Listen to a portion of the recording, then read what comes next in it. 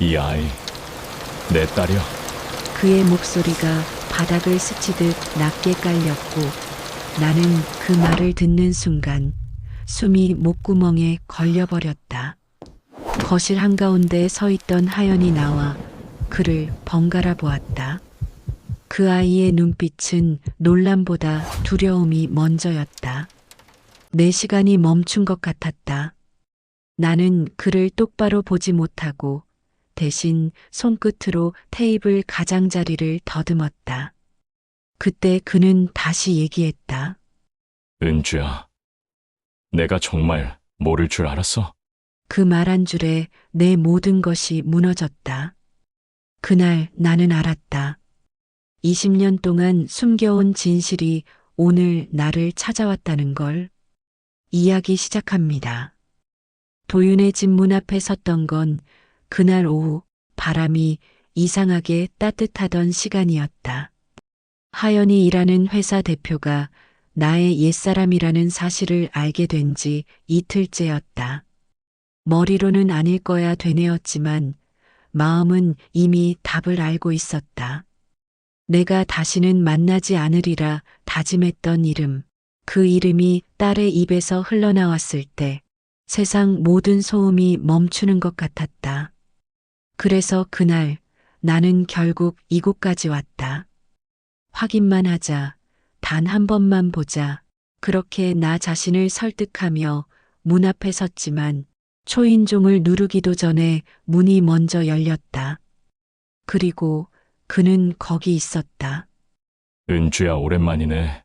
20년이 흘렀는데 그 목소리는 그대로였다. 세월이 그의 얼굴에 몇 줄의 주름을 남겼지만 그 눈빛만큼은 내 청춘의 어느 여름날처럼 또렷했다. 나는 입술을 다물고 고개를 끄덕였다. 그래, 정말 오랜만이네. 그 말이 끝나기도 전에 그는 조심스럽게 웃었다. 그 웃음이 내 기억 속 그 사람의 것과 같아서 나는 잠시 현실과 과거의 경계를 잃었다. 잠깐, 들어와. 커피라도 한잔 하자. 나는 잠시 망설였지만 결국 한 발을 내디뎠다. 현관을 지나자 익숙한 향이 났다. 우드향, 그리고 커피 냄새. 이상했다. 20년 전에도 그가 좋아하던 향이었는데 여전히 그대로였다. 거실 한가운데서 나는 멈춰섰다. 소파 팔걸이에 걸쳐진 카디건, 반쯤 비어있던 컵, 그리고 액자 속 미소 짓는 소녀의 얼굴. 하연과 닮아 있었다. 너무 닮아서 숨이 막혔다. 그때 뒤에서 발소리가 들렸다. 엄마? 하연이었다. 그 아이가 이 집에서 왜? 나는 아무 말도 할 수 없었다. 하연의 얼굴엔 놀람이 아닌 혼란이 번졌다. 여기 뭐예요? 아는 사이예요? 나는 본능적으로 하연의 손을 잡았다. 하연아, 잠깐만. 엄마가 이야기할게. 그의 시선이 우리 손을 따라 내려오더니 잠시 후 낮게 내뱉은 한마디가 공기를 갈랐다. 이 아이, 내 딸이야. 그 순간 머릿속이 하얘졌다. 심장이 무너지는 소리를 들었다. 그리고 멀리서 누군가의 웃음소리가 메아리처럼 스쳤다. 그건 20년 전의 나였다. 젊고 바보 같고 너무 사랑했던 나. 도윤 씨. 입을 떼자마자 목이 말라붙었다. 그는 아무 말도 하지 않았다. 눈빛 하나로 모든 걸 물었다. 왜 숨겼냐? 왜 이제야 나타났냐? 그 아이는 누구냐? 나는 그 눈빛을 견딜 수 없었다. 그래서 대신 거짓처럼 보일 정도로 차분한 목소리로 말했다. 하연아, 잠깐 바람 좀 쐬고 올래? 아이의 눈이 흔들렸다. 싫어요, 엄마. 왜 그래요? 이 사람 누구예요? 그 물음 하나가 내 가슴을 찔렀다. 잠깐만 나가 있을래? 제발. 하연은 잠시 나를 바라보다 눈을 떨구고 천천히 문을 열었다. 문이 닫히는 소리가 유난히 길게 들렸다. 나는 그 소리를 끝까지 들으며 서 있었다. 문이 닫히자 도윤이 한숨을 길게 내쉬었다. 왜 말 안 했어? 나는 웃었다. 웃음이 아니라 울음이었다. 그땐 말할 수가 없었어. 그는 내 쪽으로 한 걸음 다가왔다. 그럼 지금은? 그 질문이 너무 아파서 나는 시선을 돌렸다. 창문 너머로 노을이 지고 있었고 붉은 빛이 그의 어깨 위를 스치며 우리 둘을 같은 색으로 덮었다. 하연이 내 딸이야? 그는 다시 물었다. 나는 고개를 들었다. 그의 눈 속엔 두려움과 후회가 동시에 있었다. 그리고 나는 그 눈을 바라보며 20년 동안 준비했던 단 한마디를 꺼냈다. 그래. 그 한마디로 모든 게 끝났다고 생각했지만 사실 그건 시작이었다. 숨겨온 진실이 깨어나는 순간 모든 사랑이 다시 움직이기 시작했다. 그날 나는 다시 그를 만났다. 그리고 내 인생이 다시 흐르기 시작했다. 사랑은 멈춘 적이 없었다. 단지 너무 깊이 묻어두었을 뿐이었다. 그날은 이상할 정도로 맑았다. 봄비가 멈춘 뒤에 햇살이 유난히 투명했고 창가에 걸린 얇은 커튼이 바람에 살짝 흔들릴 때마다 내 마음도 함께 흔들렸다. 딸 하연이 식탁에 앉아 노트북을 두드리며 말했다. 엄마, 이번에 다니게 된 회사 괜찮을 것 같아요.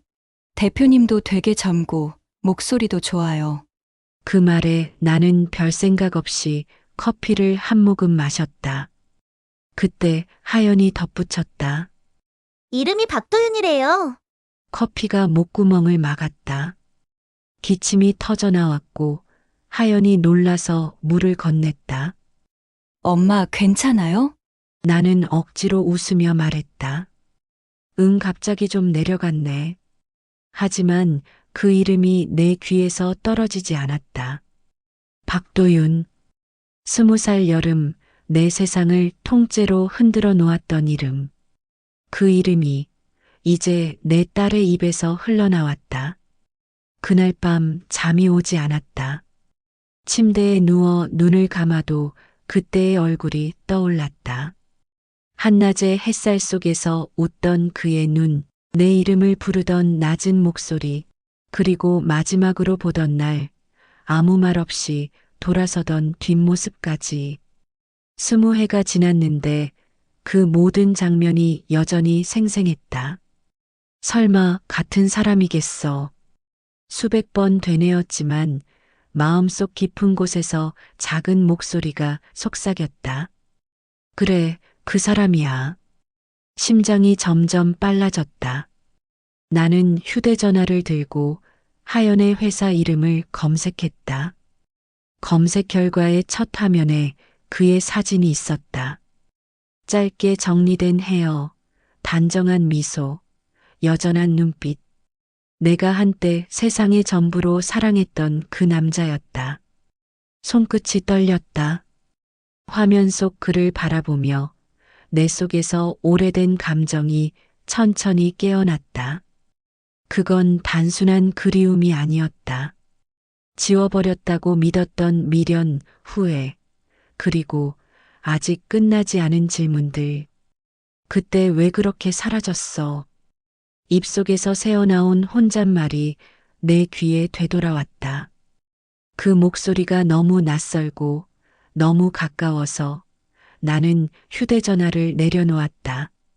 이튿날 아침 하연이 출근 준비를 하며 물었다.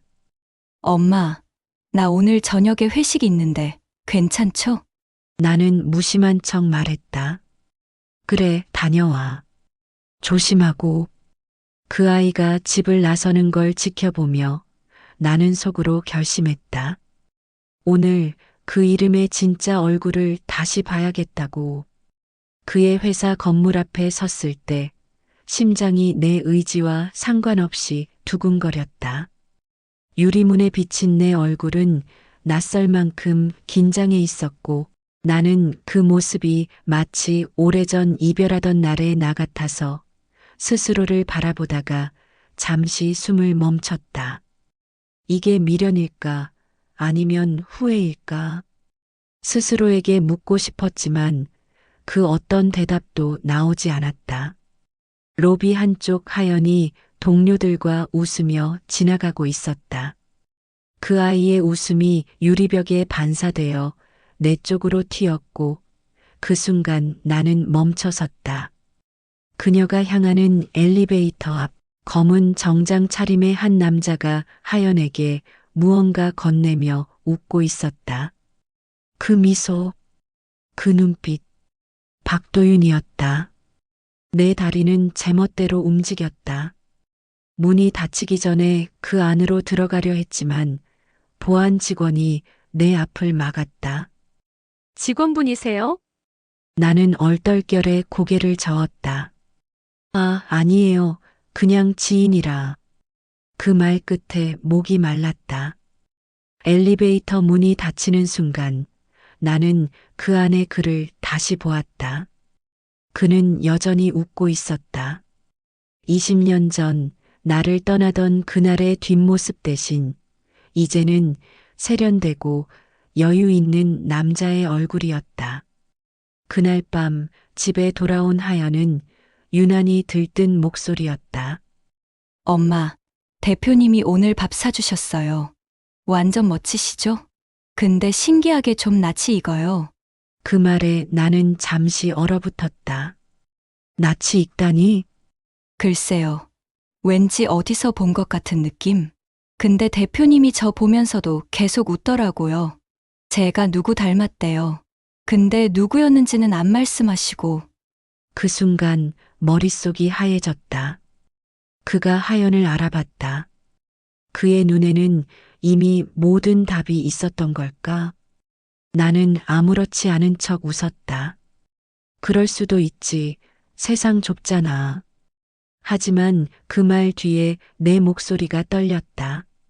하연이 방으로 들어가자 나는 부엌 조명 아래서 멍하니 섰다. 손에 들고 있던 컵이 식탁 위에 떨어져 짧게 울렸다. 밤이 깊어지고 나는 휴대전화 화면을 다시 켰다. 그의 사진 아래에 적힌 이메일 주소를 천천히 따라 읽었다. 박도윤 대표이사. 그 이름 옆에는 여전히 그가 좋아하던 문장 하나가 적혀 있었다. 모든 만남에는 이유가 있다. 나는 그 문장을 읽는 순간 알았다. 이건 우연이 아니었다. 그리고 숨겨온 진실이 드디어 나를 향해 걸어오고 있다는 것을. 20년 전 나는 그를 잃었다고 생각했다. 하지만 세상은 우리를 다시 만나게 했다. 그것이 벌이든 기회든 이제 나는 피하지 않기로 했다. 카페 문을 열자 벨소리가 짧게 울렸다. 그 순간 내 심장이 그 소리와 동시에 쿵 내려앉았다. 정면 창가 자리, 햇살이 쏟아지는 곳. 그가 앉아 있었다. 커피잔을 손에 쥐고 있었지만 한 모금도 마시지 않은 듯 했다.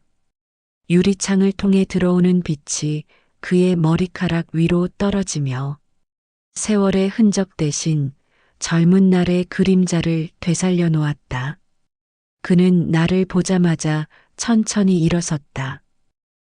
은주야, 이름을 부르는 그 한마디가 내 속의 모든 균형을 무너뜨렸다. 나는 단지 짧게 고개를 끄덕였을 뿐인데 그의 눈이 내 얼굴을 훑으며 조용히 멈췄다. 정말 내가 맞구나. 그가 그렇게 말했다. 마치 20년 동안 확신하지 못한 무언가를 드디어 눈앞에서 확인한 사람처럼. 나는 애써 웃었다. 사진보다 그대로네. 그 말에 그가 잠시 웃었다. 그리고 아주 낮게 대답했다. 너는 달라졌어. 근데 눈은 그대로야. 그의 말이 내 속에서 작은 진동을 일으켰다. 눈 그대로라니. 그 말 한마디가 젊은 날의 우리를 되살려냈다. 모래사장을 함께 걷던 날, 햇살이 너무 밝아서 그가 손으로 내 이마를 가려주던 그 장면까지. 나는 그 기억이 갑자기 눈앞으로 밀려드는 게 두려워서 의자에 앉으며 괜히 머리카락을 정리했다. 20년 만이네. 그가 먼저 말을 이었다. 시간이 참 잔인하다. 나는 커피를 한 모금 마셨다. 쓴맛이 목에 남았다. 잔인한 건 시간보다 사람이지. 그는 그 말을 듣고 잠시 고개를 떨궜다. 그렇지. 결국 우리가 서로에게 잔인했지. 잠시 침묵이 흘렀다. 밖에선 봄비가 내리기 시작했고 유리창에 떨어지는 빗방울이 우리 사이의 거리만큼 일정한 박자를 만들고 있었다. 나는 물었다. 하연이 회사에서 괜찮게 일하죠? 그가 고개를 들었다. 그래. 똑똑하고 밝아. 너 닮았어. 그 말이 내게 칼처럼 꽂혔다. 그의 목소리 속에는 그가 모르는, 아니 어쩌면 이미 알고 있는 진실이 섞여 있었다. 나는 대답 대신 미소를 지었다. 하연이 칭찬해 주셔서 고마워요. 그는 내 표정을 잠시 읽더니 은주야, 너 왜 이렇게 낯설게 말해? 라고 물었다. 나는 순간 눈을 피했다. 낯설게라는 단어가 내 가슴을 찔렀다. 낯설게 말하지 않으면 이 감정을 숨길 수 없으니까. 낯설게 굴지 않으면 지금이라도 다시 그때로 돌아가고 싶어질 테니까. 도윤 씨, 이제 우리 서로 사는 세상 달라요.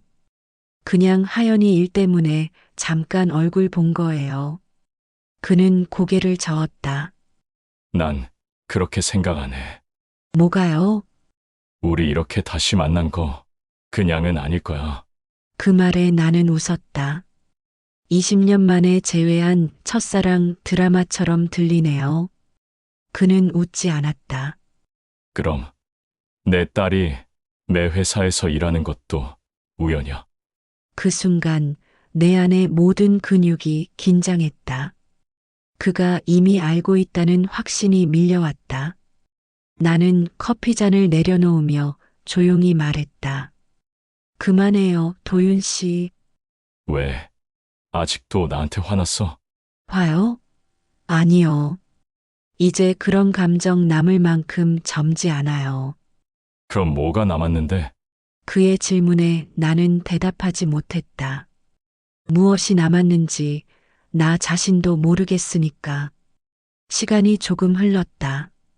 창밖 비가 더 굵어졌고 사람들은 하나둘씩 카페를 나갔다. 테이블 위에 남은 두 잔의 커피가 식어갔다. 그가 천천히 말을 꺼냈다. 은주야, 너 그때 나 떠나고 많이 힘들었지? 그 말에 나는 웃음이 터졌다. 지금 그런 말 해봐야 뭐가 달라져요? 달라지지 않아도 알고 싶었어. 그의 진심이 느껴졌다. 나는 잠시 숨을 고르고 말했다. 힘들었죠. 하루에도 몇 번씩 당신을 미워했어요. 근데 이상하게도 미워하면 할수록 더 보고 싶었어요.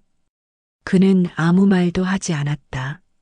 눈을 감은 채 두 손으로 이마를 짚고 있었다. 그런데 왜 왔어요? 그가 내 쪽을 바라봤다. 다시 보고 싶어서.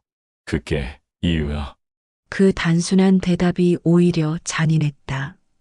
나는 웃으며 물었다. 그럼 지금은요? 보고 나니까 어때요? 그때로 돌아가고 싶어요? 그가 잠시 내 얼굴을 바라보다가 아주 천천히 말했다. 아니, 돌아가고 싶지 않아. 지금 이 순간이 좋아. 그 말 한 줄에 내 심장이 다시 흔들렸다.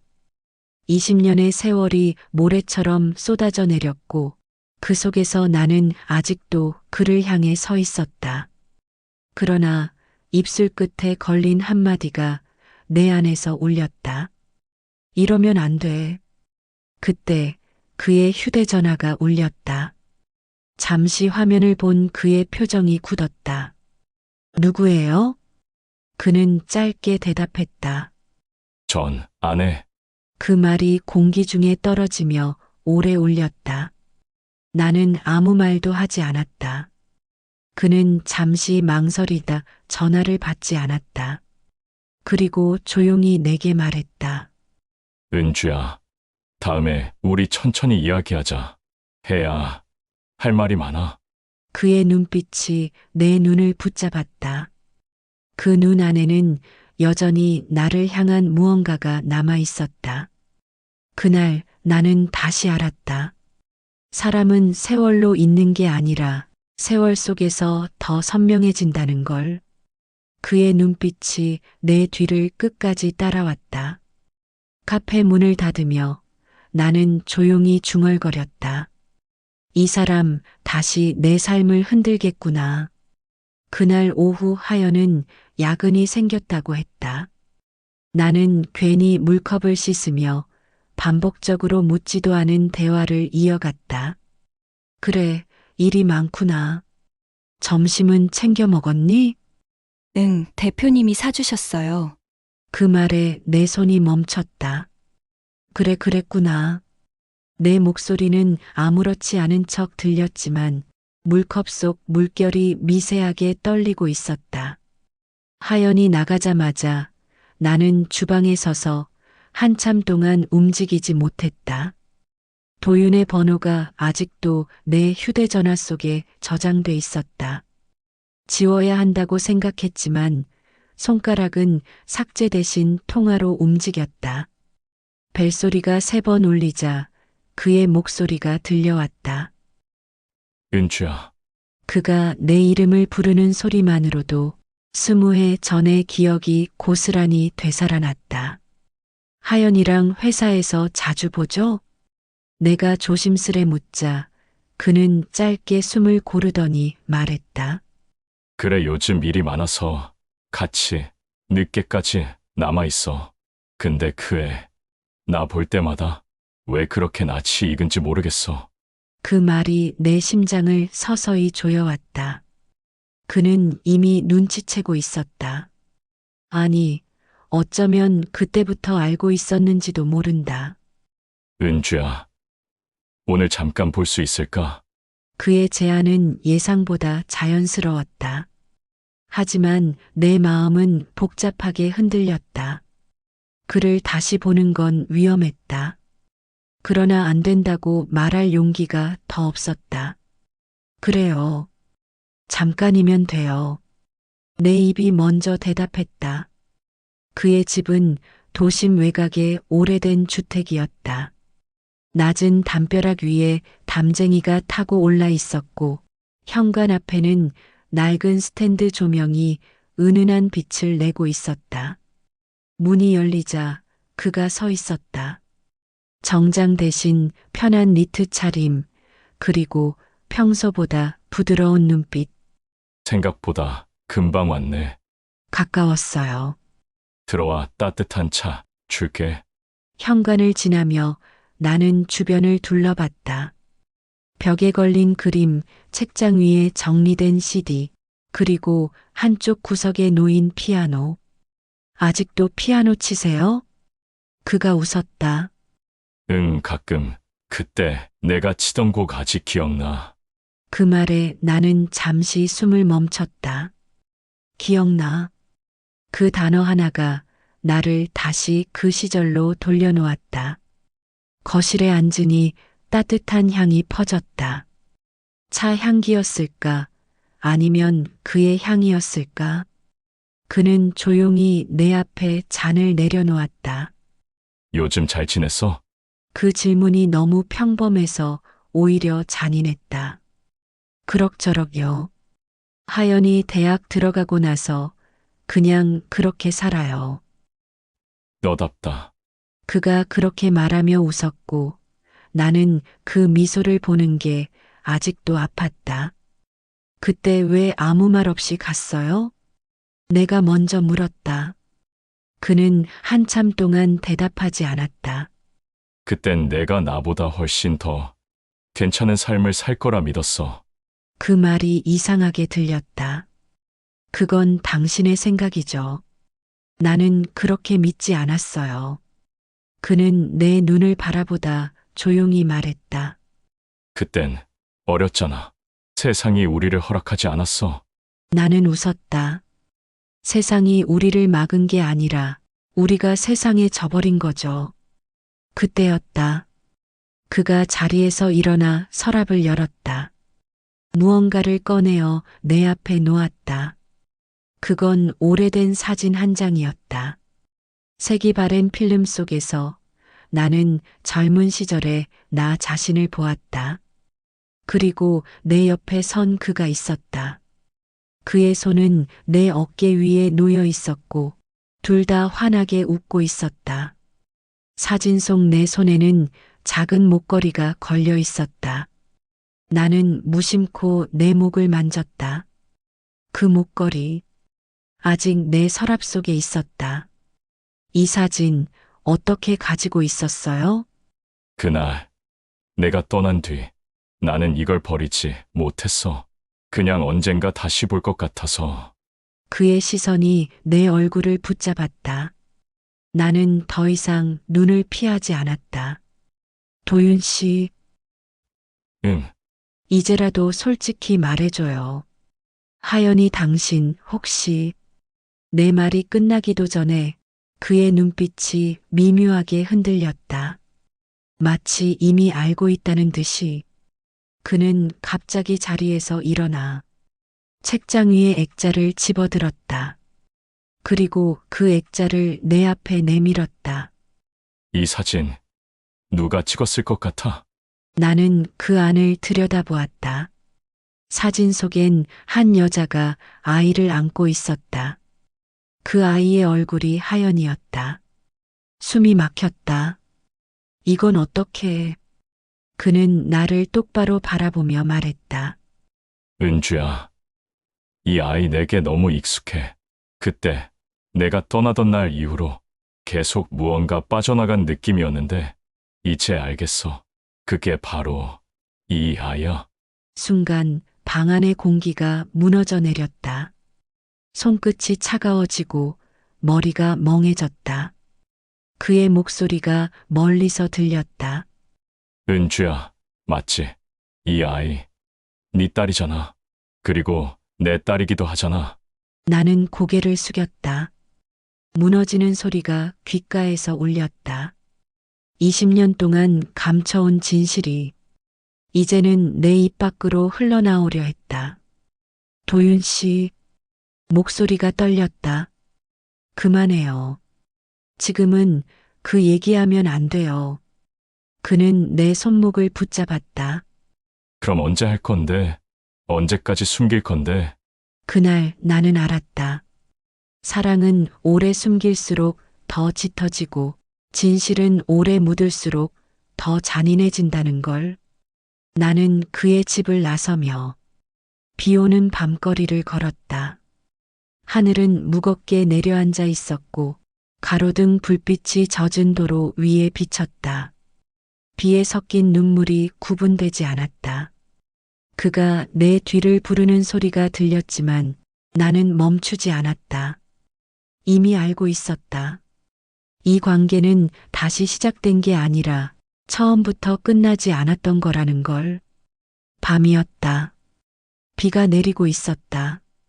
20살의 나는 얇은 코트를 입은 채 버스 정류장 옆에서 그를 기다리고 있었다. 손에 들린 종이봉투 안에는 그에게 줄 작은 선물 하나와 아직 말하지 못한 진실 하나가 들어 있었다. 그날은 우리가 함께한 300일째 되는 날이었다. 그는 내게 오늘은 꼭 이야기하고 싶은 게 있다고 했었다. 나는 설레는 마음으로 그 말을 믿었다. 그가 어떤 말을 하든 우린 결국 함께일 거라 생각했다. 그때까지만 해도 세상은 아직 우리 편이었다. 비가 점점 굵어질 때쯤 그가 걸어왔다.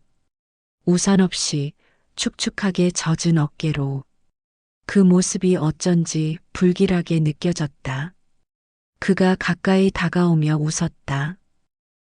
은주야, 짧은 부름 속에 무언가 깨진 듯한 기척이 있었다.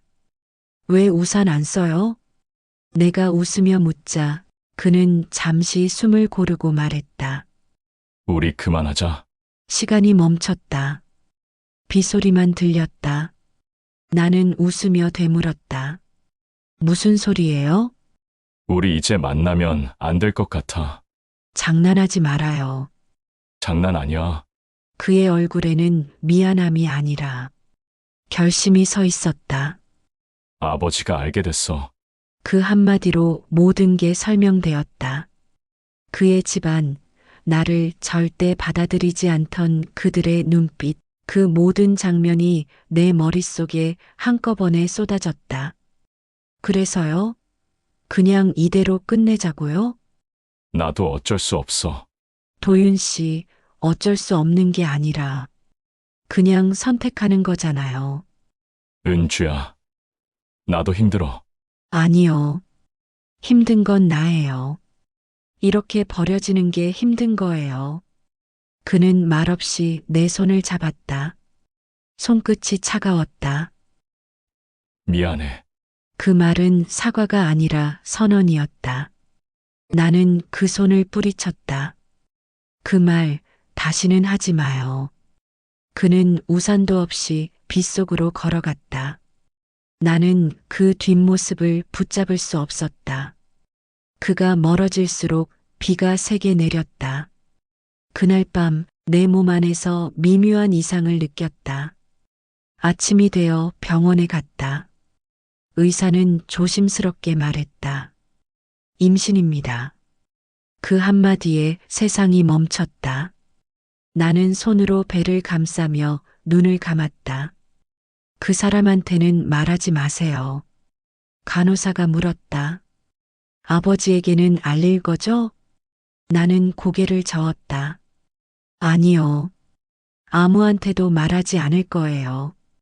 집으로 돌아오는 길, 세상이 낯설게 보였다.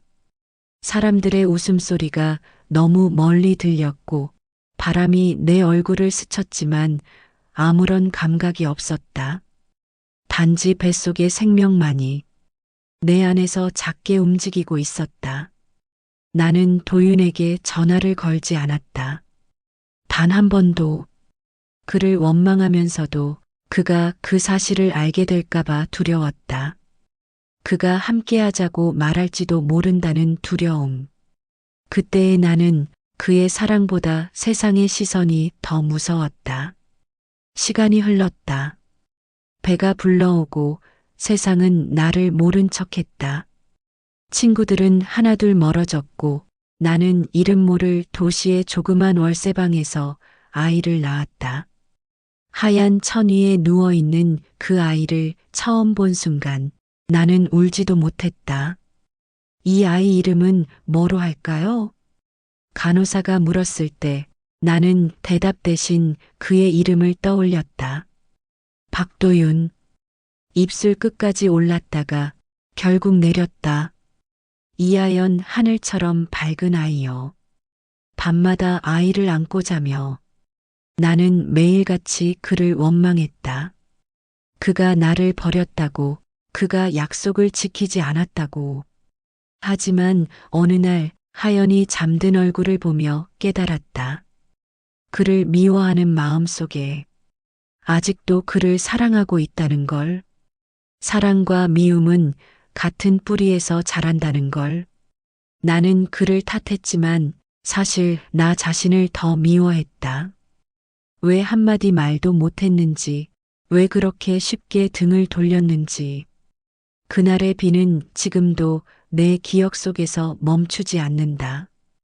비가 내리는 창가에서 나는 하연의 어린 시절 사진을 바라보았다.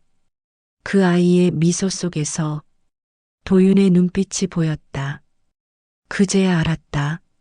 나는 20년 동안 그 사람의 얼굴을 잊지 못한 게 아니라 그의 얼굴을 매일 다시 보고 있었다는 걸.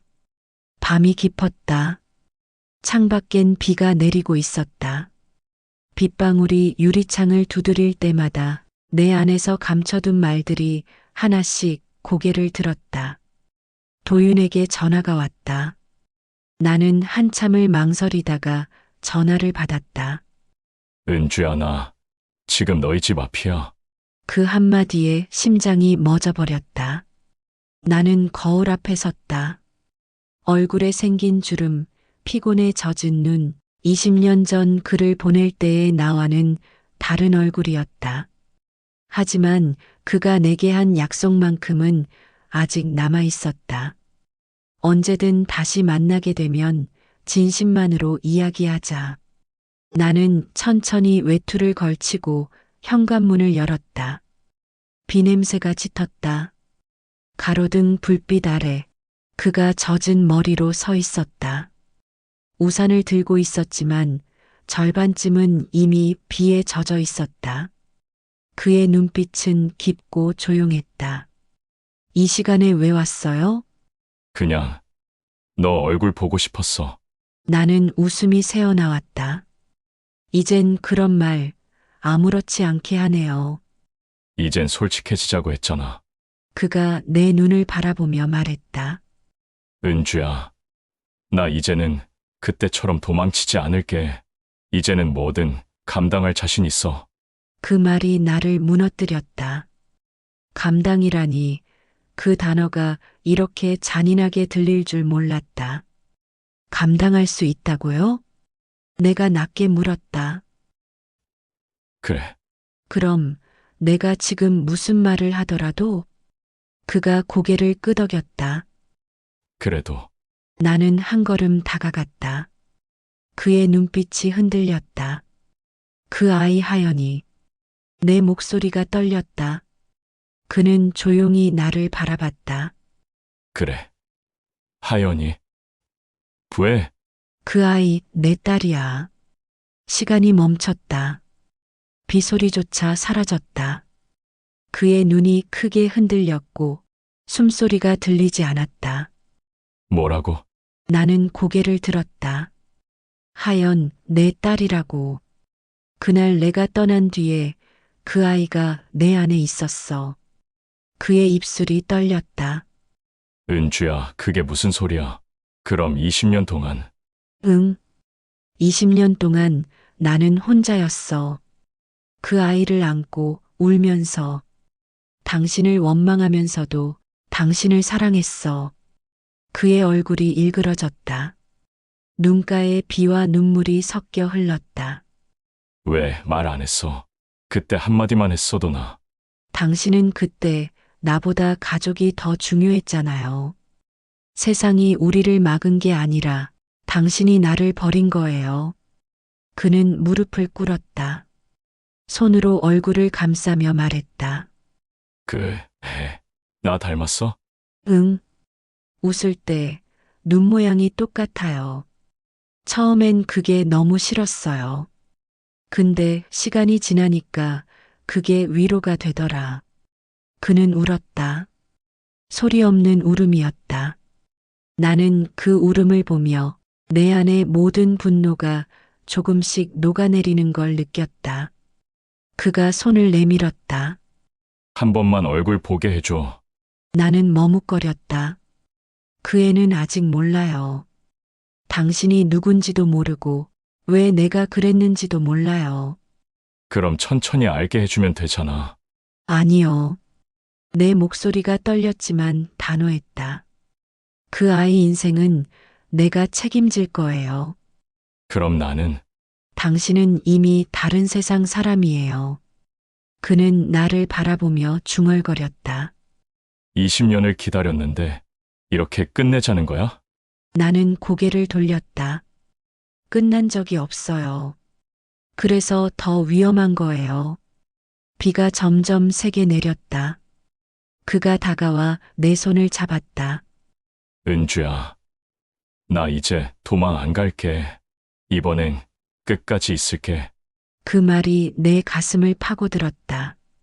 그의 손이 따뜻했다. 그 따뜻함이 너무 그리워서 나는 울음이 터질 것 같았다. 그날 나는 그에게 진실을 말했다.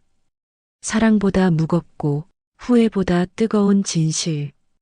그의 눈빛 속에서 나는 봤다. 20년을 돌아서 온 우리의 시작이 이제야 비로소 끝나가고 있다는 걸. 그는 내 손을 놓지 않았다. 내가 책임질게. 나는 그 말을 듣고 고개를 저었다. 이건 책임으로는 감당할 수 없는 일이에요. 그의 눈빛이 흔들렸다. 나는 마지막으로 말했다. 도윤 씨, 우리 이제 정말 끝내요. 그 아이를 위해서라도. 그 말이 끝나자 그의 눈물이 내 손등에 떨어졌다. 그 순간 20년의 사랑이 완전히 무너졌다. 아니, 무너지는 게 아니라 비로소 현실이 되었다. 비가 그친 새벽, 커튼 사이로 옅은 햇살이 스며들었다. 나는 소파에 앉아 있었다. 밤새 잠을 한숨도 이루지 못했다.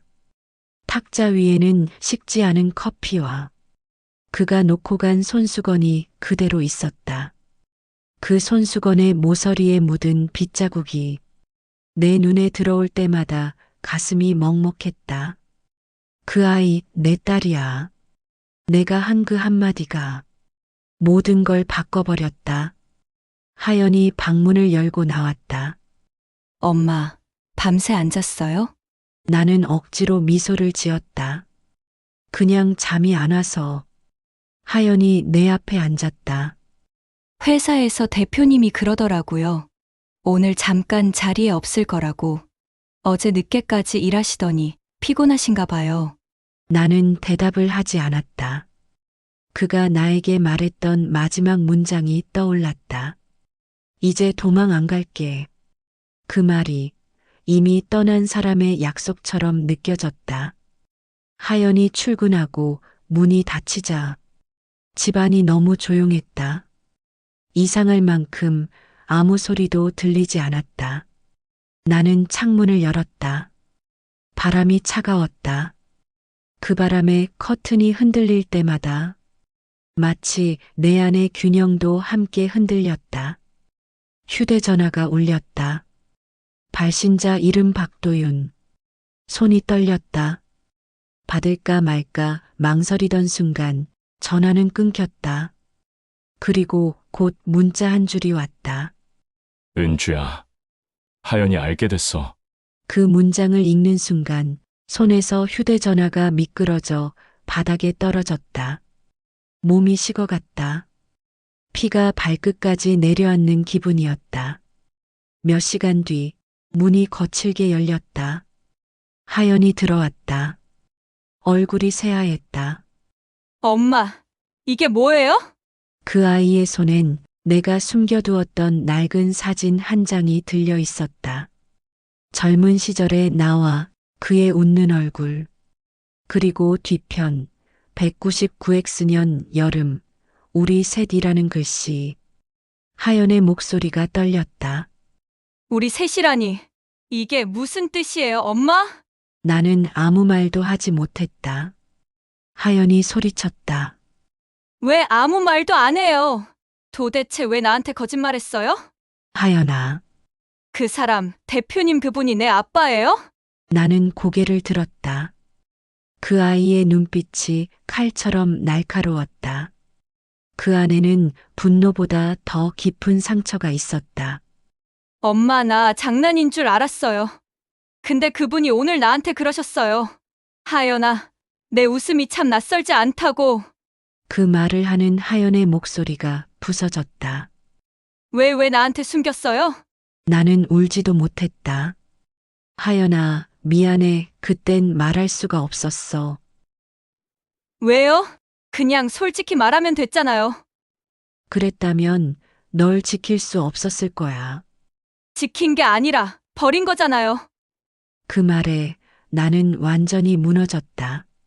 하연의 손에서 사진이 바닥에 떨어졌고 그 조용한 소리가 내 심장에 꽂혔다. 나는 사진을 줍지도 못한 채 그대로 주저앉았다. 하연이 말했다. 엄마, 나 잠깐 나갔다 올게요. 머리가 너무 복잡해서. 문이 닫히는 소리가 너무 길게 울렸다. 그 소리가 멎자 집안이 다시 침묵으로 잠겼다. 그날 저녁 도윤이 내게 찾아왔다. 하연이 내게 왔어. 그의 얼굴은 창백했다. 은주야, 아이가 많이 흔들려. 당분간 내가 곁에 있으면 안 돼요. 내 목소리가 갈라졌다. 그 아이는 이제 혼란스러워요. 지금 당신이 곁에 있으면 더 무너질 거예요. 그가 고개를 숙였다. 내가 이럴 자격이 있을까 싶었어. 근데 은주야, 이제라도 아이 옆에 있고 싶어. 20년 동안 내가 놓친 시간을 조금이라도 메우고 싶어. 그 말에 나는 숨을 삼켰다. 시간은 메우는 게 아니에요, 도윤 씨. 그냥 견디는 거예요. 그의 눈이 흔들렸다. 그 순간 밖에서 누군가 문을 두드렸다. 나는 문을 열었다. 하연이 서 있었다. 눈이 붉게 부어 있었다. 그리고 그 뒤엔 한 여자가 서 있었다. 그 여자 도윤의 전 아내 선이었다. 그녀의 눈빛은 싸늘했다. 당신이 은주 씨예요? 그녀가 물었다. 나는 대답하지 못했다. 좋은 일 많이 하셨네요. 남의 가정 망쳐놓고 이제는 친자 확인까지 시켜요? 그녀의 말이 칼처럼 날아왔다. 하연이 숨을 들이켰다. 친자 확인이라니요? 그녀가 손에 쥔 서류를 내밀었다. 그 위엔 DNA 검사 의뢰서. 내 손끝이 차가워졌다. 도윤 씨, 이게 뭐예요? 그는 말을 잇지 못했다. 은주야, 난 됐어요. 아무 말도 하지 마요. 내 목소리가 떨렸지만 눈물은 더 이상 나오지 않았다. 그날 모든 게 무너졌다. 사랑도, 가족도, 그리고 내가 버텨온 삶까지. 진실은 결국 모든 것을 잃게 하는 힘이었다. 나는 소파에 앉아 있었다. 비가 다시 내리고 있었다. 하연은 방 안에서 울고 있었고 도윤은 문 앞에 서 있었다. 아무도 움직이지 않았다. 그때 창문이 흔들리며 유리창 어딘가에서 작은 딱 하는 소리가 났다. 그 소리가 마치 우리 셋의 관계가 완전히 부서지는 소리 같았다. 가을이 끝나갈 무렵이었다. 하늘이 이상하리만큼 맑았다. 그 모든 일이 있던 날 이후 하연은 며칠 동안 집에 들어오지 않았다. 전화도 받지 않았고 문자도 읽지 않았다. 나는 매일 창가에 앉아 골목 저편에서 걸어올 그 아이의 모습을 기다렸다. 바람이 불 때마다 나뭇잎이 떨어지고 그 낙엽이 마치 나의 한숨처럼 발밑을 스쳤다. 3일째 되는 날 문이 조용히 열렸다. 하연이 들어왔다. 말없이 신발을 벗고 잠시 나를 바라보다가 부엌으로 걸어가 컵에 물을 따라 마셨다. 그 단순한 행동 하나가 내겐 너무도 그리운 일상이었다. 나는 천천히 말을 꺼냈다. 하연아, 미안해. 하연은 대답하지 않았다.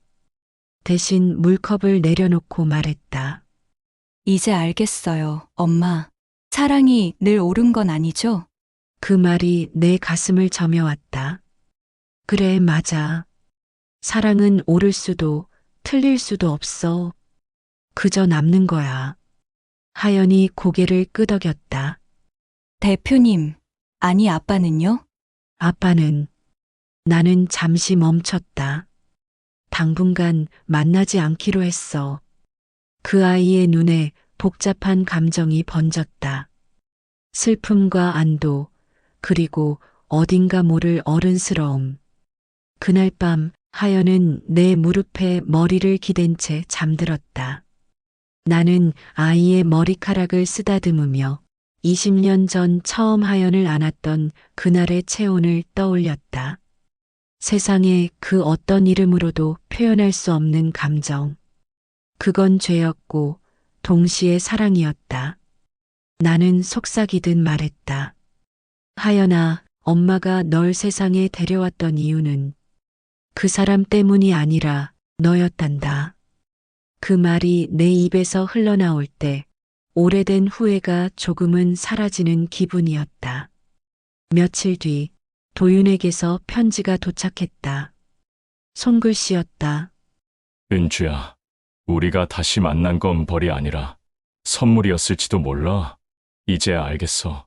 사랑은 꼭 함께 있어야만 완성되는 게 아니더라.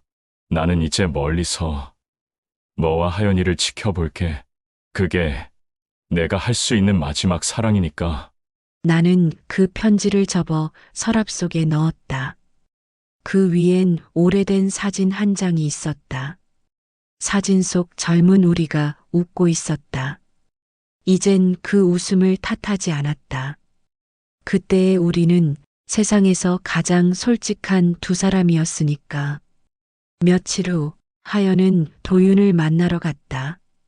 나는 그날 하루 종일 집에 있었다. 창문을 열어두니 바람에 커튼이 흔들리고 그 사이로 들어오는 햇살이 부드럽게 방 안을 감쌌다. 그 빛 속에서 나는 오래된 그림자 하나를 떠나보냈다. 이제는 미워하지 않아도 되는 사람, 이제는 사랑하지 않아도 그리운 사람. 그가 내 인생의 전부는 아니었지만 내 인생을 바꾼 사람이라는 건 부정할 수 없었다. 사랑은 끝났지만 흔적은 남는다. 그 흔적은 죄가 되기도 위로가 되기도 한다. 그리고 나는 알았다. 어떤 사랑은 끝내 이루어지지 않아야 평생 잊히지 않는다는 걸. 그날 저녁 하연이 돌아왔다. 눈이 조금 붓긴 했지만 표정은 단단했다. 엄마, 나 이제 괜찮아요. 그리고 고마워요. 나는 아무 말도 하지 않았다. 대신 아이의 손을 꼭 잡았다. 그 순간 문득 창문 너머에서 누군가의 그림자가 비쳤다. 가로등 불빛에 길게 늘어진 남자의 그림자. 나는 눈을 감았다. 그가 이 길 끝에 서 있다는 걸 굳이 보지 않아도 알 수 있었다. 바람이 스쳤고 멀리서 하얀 꽃잎 하나가 날아와 내 발끝에 닿았다. 나는 천천히 중얼거렸다. 사랑도 죄도 결국 남는 건 사람이다. 그날 이후 나는 매일 창가에 앉아 하늘을 본다. 하연의 웃음 속에서 그리고 저 하늘의 빛 속에서 그 사람의 눈빛을 아직도 본다. 20년 만에 찾아온 나의 첫사랑, 그의 집엔 내 딸의 사진이 걸려 있었다를 시청해 주셔서 감사합니다. 앞으로도 다양한 주제의 영상으로 찾아오겠습니다. 구독, 좋아요 부탁드립니다.